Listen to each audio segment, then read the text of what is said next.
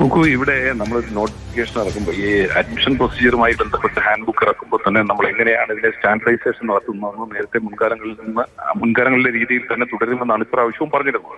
എന്നാൽ അതിന് വ്യത്യസ്തമായി ഇത്തരത്തിൽ നോർമലൈസേഷന് വേണ്ടി നടത്തിയിട്ടുള്ള ചില ഇക്വേഷൻസ്, ആ ഇക്വേഷൻസ് അഡോപ്റ്റ് ചെയ്യുമ്പോൾ അത് ഈ പരീക്ഷയ്ക്ക് മുമ്പ് തന്നെ പറയേണ്ടിയിരുന്നു എന്നുള്ള വാദമാണ് കോടതി സിംഗിൾ ബെഞ്ച് നേരത്തെ മുഖവിലക്കെടുത്തിരുന്നത്. അപ്പോൾ സ്വാഭാവികമായും ഇവിടെ ഡിവിഷൻ ബെഞ്ചും അത് ശരിവെച്ചിരിക്കുന്നു. ഈ സിംഗിൾ ബെഞ്ചിന്റെ ജഡ്ജ്മെന്റ് ഡിവിഷൻ ബെഞ്ച് സ്റ്റേ ചെയ്യുകയോ ഒന്നും ചെയ്തിട്ടില്ല. എന്ന് വെച്ചാൽ ഇപ്പോ സ്കീമിന്റെ ലിസ്റ്റ് അസാധുവായിരിക്കുന്നു. ഇനി വീണ്ടും എങ്ങനെയായിരുന്നോ നോട്ടിഫിക്കേഷനിൽ പറഞ്ഞിരുന്നത് അഥവാ ഈ അഡ്മിഷൻ പ്രൊസീജിയറിന്റെ തുടക്കത്തിൽ പറഞ്ഞിരുന്നത് അതേ രീതിയിലേക്ക് മടങ്ങിപ്പോകേണ്ടതായിട്ട് വരും.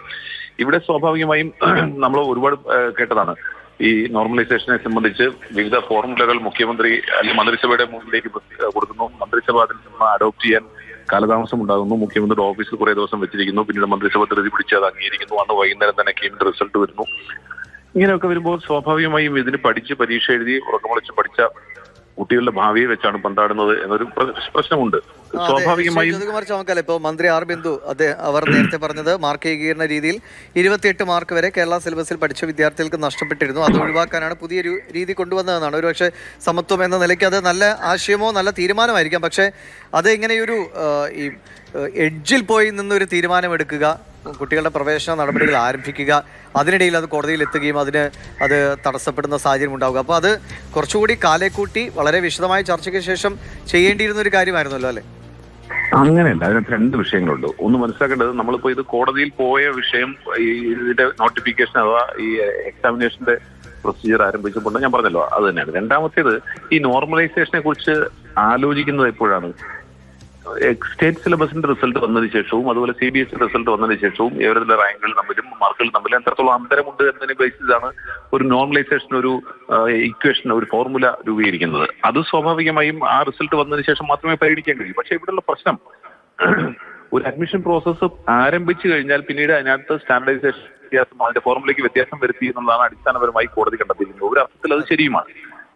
ഫീസ് ചെയ്തുകൊണ്ടാണ് കുട്ടികൾ പരീക്ഷ എഴുതേണ്ടത്. അതിനിടയ്ക്ക് വെച്ച് അത് മാറ്റം വരുത്തിയാൽ 1:1:1 എന്നുള്ള സ്ഥലത്ത് 4:3:2 എന്ന ഒരു പുതിയ ഫോർമുല കൊണ്ടുവന്നാണ് ഞാൻ മനസ്സിലാക്കിയിട്ടുള്ളൂ, പ്രാഥമികമായി മനസ്സിലാക്കിയിട്ടുള്ളൂ. അപ്പൊ അത്തരത്തിൽ വരുമ്പോൾ അത് അത്തരത്തിലൊരു ഫോർമുലയിലേക്ക് പോകാൻ കാലതാമസം ഉണ്ടായി എന്നുള്ളൊരു യാഥാർത്ഥ്യമാണ്. അത് മുഖ്യമന്ത്രി മന്ത്രിസഭയുടെ പരിഗണനയ്ക്ക് വിടുന്നു. ഇതൊക്കെ സ്വാഭാവികമായും ടെക്നിക്കലി തീരുമാനിക്കേണ്ടത്. ഒരു കോമൺ ഫോർമാറ്റ് നേരത്തെ തന്നെ ഉണ്ടാക്കാവുന്നതാണ്. ആ കോമൺ ഫോർമാറ്റ് അനുസരിച്ച് തന്നെയുള്ള പ്രൊസീജിയർ ആയിരിക്കും ഞങ്ങൾ അഡോപ്റ്റ് ചെയ്യുക എന്ന് ഈ എൻട്രൻസ് തുടങ്ങും മുമ്പ് തന്നെ പറയേണ്ടിയിരുന്നതുമാണ്. ഏതായാലും ഇപ്രാവശ്യം ഇത് കൂടുതൽ ഗൗരവമുള്ളതാകുന്നു. ഇങ്ങനെ മുന്നോട്ട് പോകേണ്ടതുണ്ടെങ്കിൽ സ്വാഭാവികമായും CBSE കുട്ടികൾ നൽകിയ ഹർജിയുടെ തന്നെ അതിലുണ്ടായിരുന്ന സിംഗിൾ ബെഞ്ചിന്റെ വിധിവെച്ചാൽ തന്നെ മുന്നോട്ട് പോകേണ്ടി വരും. ഇനിയും അപ്പീലിലേക്ക് പോവുകയോ അല്ലെങ്കിൽ സുപ്രീം കോടതി സമീപിക്കുകയോ അല്ലെങ്കിൽ ഏതെങ്കിലും കുട്ടികൾ സുപ്രീം കോടതി സമീപിക്കുകയോ ചെയ്താൽ വീണ്ടും കാലതാമസം ഉണ്ടാകും. നമ്മളൊക്കെ പലപ്പോഴും ഈ സംസ്ഥാനത്തെ അഡ്മിഷൻ പ്രൊസീജിയറും അതുപോലെ തന്നെ റിസൾട്ട് വരുന്നതുമൊക്കെ ഒരുപാട് കാലതാമസം ഉണ്ടാകുന്നുണ്ട്. 3 വർഷത്തെ ഡിഗ്രി കോഴ്സുകൾ 4 വർഷം കൊണ്ടാണ് പൂർത്തിയാകുന്നത്. 4 വർഷത്തെ കോഴ്സുകൾ 5 വർഷം കൊണ്ട് പൂർത്തിയാകുന്ന സാഹചര്യമൊക്കെ ഉണ്ട്. ഇത് വീണ്ടും അത്തരത്തിലൊരു വിവാദത്തിലേക്കും അത്തരത്തിലൊരു ഇതിലേക്കും പോകുമോ എന്ന ആശങ്ക കൂടി ഉളവാക്കുന്ന ഒരു തീരുമാനമാണ് കോടതി ഭാഗത്തുണ്ട്. ഏതായാലും ഇത് പരിഹരിച്ചേ മതിയാവും. വളരെ നന്ദി ശ്രീ ജ്യോതികുമാർ ചോങ്കാല. അങ്ങ് സൂചിപ്പിച്ച പോലെ ഈ നമ്മുടെ റിസൾട്ട് വരാൻ വൈകിൽ 3 കൊല്ലത്തെ കോഴ്സ് 4 കൊല്ലമാകുന്നു.